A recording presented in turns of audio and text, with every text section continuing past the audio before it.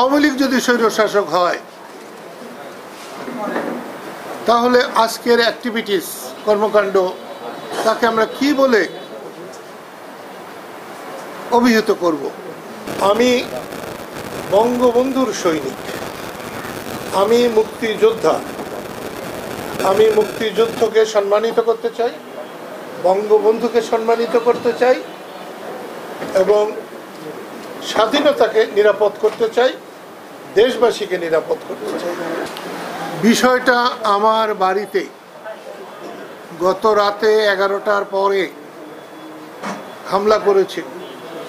কারা করেছে আমরা জানি না, কিন্তু 10-12 জন লোক, এবং তার মধ্যে মনে হয় বেশি বাচ্চা ছিল, ঢিল ছুঁড়েছে, গাড়ি ভেঙেছে।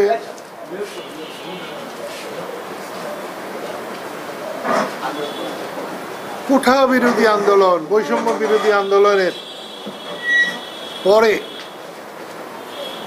আমরা এই স্বৈরাচারী মনোভাব আশা করি নাই। আওয়ামী লীগ যদি স্বৈরশাসক হয় তাহলে আজকের অ্যাক্টিভিটিস কর্মকাণ্ড তাকে আমরা কি বলে অভিহিত করব? শেখ হাসিনার সঙ্গে আমার দীর্ঘ 26 বছর, আমরা নতুন দল করেছি, রাত দিন সংগ্রাম করেছি। আওয়ামী লীগ আমাদেরকে বহু প্রোগ্রাম করতে দেয় নাই।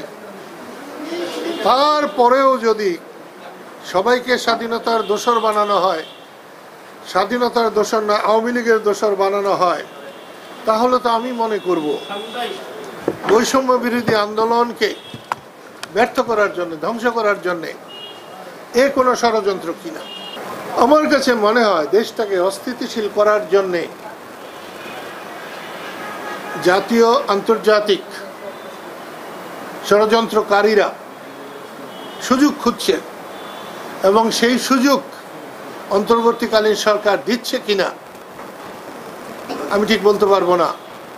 তবে এই সমস্ত আমার মতো মানুষের, যাকে রাষ্ট্র সর্বোচ্চ বীরত্ব সূচক খেতাব দিয়েছে, একমাত্র বাঙালি, তার বাড়ি যদি নিরাপদ না থাকে, আমার সাধারণ গরিব দুঃখী মানুষের বাড়ি নিরাপদ কেমনে হবে?